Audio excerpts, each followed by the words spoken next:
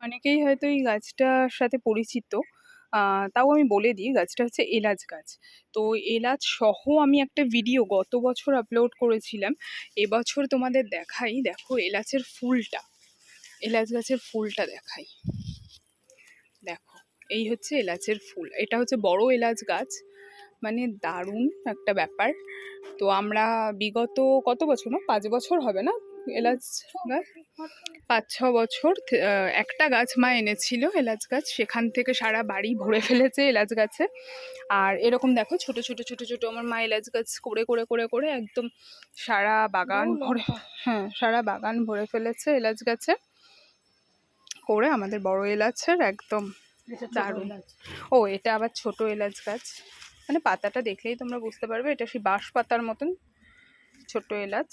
আর এটা হচ্ছে ওই যে কলা ফুল যেরকম হয় সেই কলা ফুলের মতন পাতাটা বড় এলাচের। ফুলটা এত সুন্দর আর এত মিষ্টি একটা স্মেল। এই হচ্ছে ফুলটা, মানে ওপাশেও অনেক বড় ঝাড় রয়েছে, তো ওখানে ঢোকা সম্ভব নয় বলে আমি এটা থেকে তোমাদেরকে একটু দেখালাম।